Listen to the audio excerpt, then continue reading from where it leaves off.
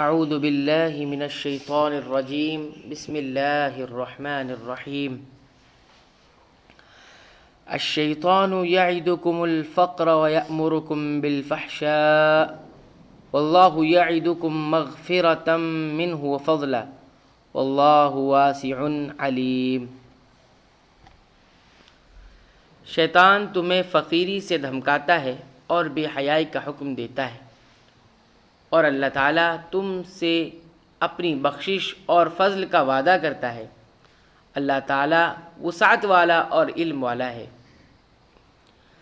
یعنی بھلے کام میں مال خرچ کرنا ہو تو شیطان ڈراتا ہے کہ مفلس اور قلاش ہو جاؤ گی، لیکن برے کام پر خرچ کرنا ہو تو ایسے اندیشوں کو نزدیک نہیں پھٹکنے دیتا، بلکہ ان برے کاموں کو اس طرح سجا اور سنوار کر پیش کرتا ہے جس پر انسان بڑی سے بڑی رقم بے دھڑک خرچ کر ڈالتا ہے۔ دیکھا گیا ہے کہ مسجد، مدرسے یا اور کسی کار خیر کے لیے کوئی تعاون لینے پہنچ جائے تو صاحب مال 100-200 کے لیے بار بار اپنے حساب کی جانچ پڑتال کرتا ہے، مانگنے والے کو بسا اوقات کئی بار دوڑاتا اور پلٹاتا ہے، لیکن یہی شخص سنیما، شراب، بدکاری اور مقدمے بازی وغیرہ کے جال میں پھنستا ہے تو اپنا مال بے حساب بے تحاشا خرچ کرتا ہے اور اسے کسی قسم کی ہچکچاہٹ اور تردد کا ظہور نہیں ہوتا۔ یؤتی الحکمۃ من یشاء ومن یؤت الحکمۃ فقد اوتی خیرا کثیرا وما یذکر الا اولو الالباب۔ وہ جسے چاہے حکمت اور دانائی دیتا ہے، اور جو شخص حکمت اور سمجھ دیا جائے وہ بہت ساری بھلائی دیا گیا، اور نصیحت صرف عقل مند ہی حاصل کرتے ہیں۔ حکمت سے بعض کے نزدیک عقل و فہم، علم، اور بعض کے نزدیک اصابت رائے یعنی صحیح درست رائے، قرآن کے ناسخ و منسوخ کا علم و فہم، قوت فیصلہ، اور بعض کے نزدیک صرف سنت یا کتاب و سنت کا علم و فہم ہے۔ یہ سارے ہی مفہوم اس مصداق میں شامل ہو سکتے ہیں۔ صحیحین وغیرہ کی ایک حدیث میں ہے کہ 2 شخصوں پر رشک کرنا جائز ہے، ایک وہ شخص جس کو اللہ نے مال دیا اور وہ اسے راہ حق میں خرچ کرتا ہے، دوسرا وہ جسے اللہ نے حکمت دی جس سے وہ فیصلہ کرتا ہے اور لوگوں کو اس کی تعلیم دیتا ہے۔ وَمَا أَنفَقْتُم مِّن نَّفَقَةٍ أَوْ نَذَرْتُم مِّن نَّذْرٍ فَإِنَّ اللَّهَ يَعْلَمُهُ وَمَا لِلظَّالِمِينَ مِنْ أَنصَارٍ۔ تم جتنا کچھ خرچ کرو یعنی خیرات اور جو کچھ نذر مانو اسے اللہ تعالیٰ خوب جانتا ہے، اور ظالموں کا کوئی مددگار نہیں۔ نذر کا مطلب ہے کہ میرا فلاں کام ہو گیا یا فلاں مشکل سے نجات مل گئی تو میں اللہ کی راہ میں اتنا صدقہ کروں گا۔ اس نذر کا پورا کرنا ضروری ہے۔ اگر کسی نافرمانی یا ناجائز کام کی نذر مانی ہے تو اس کا پورا کرنا ضروری نہیں۔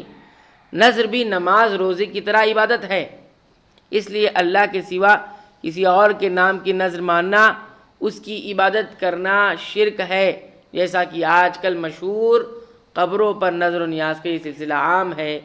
اللہ تعالیٰ اس شرک سے ہمیں بچائے۔ ان تبدوا الصدقات فنعما ہی وان تخفوها وتؤتوها الفقراء فهو خير لكم ويكفر عنكم من سيئاتكم واللہ بما تعملون خبیر۔ اگر تم صدقے خیرات کو ظاہر کرو تو وہ بھی اچھا ہے، اور اگر تم اسے پوشیدہ مسکینوں کو دے دو تو یہ تمہارے حق میں بہتر ہے۔ اللہ تعالیٰ تمہارے گناہوں کو مٹا دے گا، اور اللہ تعالیٰ تمہارے تمام اعمال کی خبر رکھنے والا ہے۔ اس سے معلوم ہوا کہ عام حالات میں خفیہ طور پر صدقہ کرنا افضل ہے۔ عام حالات میں خفیہ طور پر چھپا کر صدقہ کرنا افضل ہے، سوائے کسی ایسی صورت کے کہ اعلانیہ صدقہ دینے میں لوگوں کے لیے ترغیب کا پہلو ہو، کہ اگر کوئی اعلانیہ طور پر صدقہ دیتا ہے تو اس کے دیکھنے سے اور لوگ کو بھی شوق پیدا ہوگا اور کرنے کا جذبہ پیدا ہوگا تو الگ بات ہے، ورنہ چھپا کر ہی صدقہ دینا عام حالات میں افضل ہے۔ اگر ریاکاری کا جذبہ شامل نہ ہو تو ایسے موقع پر پہل کرنے والے جو خاص فضیلت حاصل کر سکتے ہیں وہ احادیث سے واضح ہے۔ یعنی اگر آپ نے شروع کیا آپ کے کرنے سے کوئی اور شروع کر دیا تو ایک الگ ثواب بھی اس کا ملے گا۔ تاہم اس قسم کی مخصوص صورتوں کے علاوہ دیگر مواقع پر خاموشی سے صدقہ و خیرات کرنا ہی بہتر ہے۔ نبی کریم صلی اللہ علیہ وسلم نے فرمایا ہے کہ جن لوگوں کو قیامت کے دن عرش الہی کا سایہ نصیب ہوگا ان میں وہ شخص بھی شامل ہوگا جس نے اتنے خفیہ طریقے سے، اتنے چھپا کر صدقہ کیا کہ اس کے بائیں ہاتھ کو بھی یہ پتہ نہیں چلا کہ اس کے دائیں ہاتھ نے کیا خرچ کیا ہے۔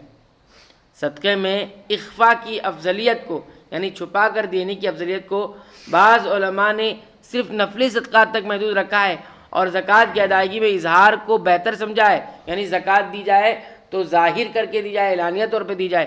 لیکن قرآن کریم کا جو عموم ہے اس آیت کا صدقات نافلہ اور واجبہ دونوں کو شامل ہے، اور حدیث کا عموم بھی اس کی تائید کرتا ہے، یعنی یہ تفریق نہ کی جائے کہ زکوٰۃ دکھا کر کی جائے اور صدقہ جو عام رہتا ہے اس کو چھپا کر کیا جائے، نہیں، بلکہ دونوں ہی انسان کو چاہیے کہ وہ چھپا کر کرے۔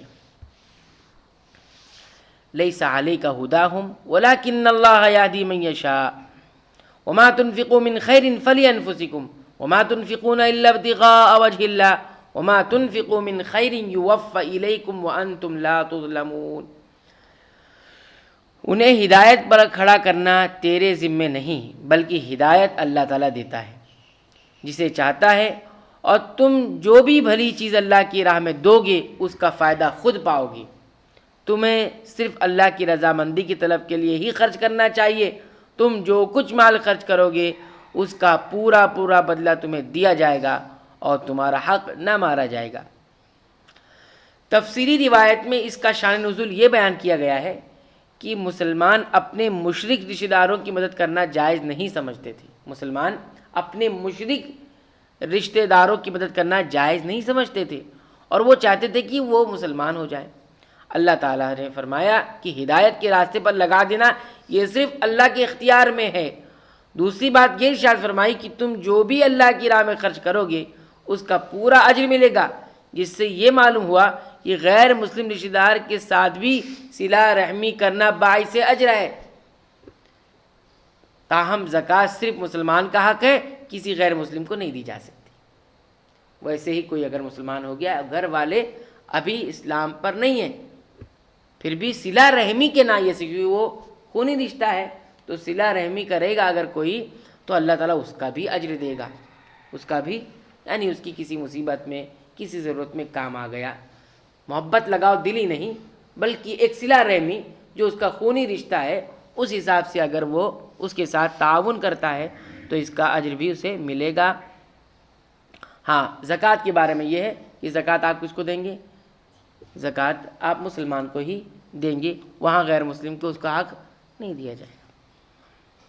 اللہ تعالیٰ سے دعا ہے کہ رب العالمین قرآن کریم کی ان آیات پر ہمیں غور کرنے کی توفیق عنایت فرما اور ان تعلیمات پر ہمیں عمل کرنے کی توفیق عنایت فرما۔ رب العالمین تو قرآن حکیم کو ہمارے دلوں کی بہار بنا دے، رب العالمین تو قرآن حکیم کو ہمارے سینوں کی روشنی بنا دے، رب العالمین قرآن حکیم کو ہماری تمام مصیبتوں، بلاؤں اور غموں کا علاج بنا۔ آمین۔ وآخر دعوانا ان الحمد للہ رب العالمین۔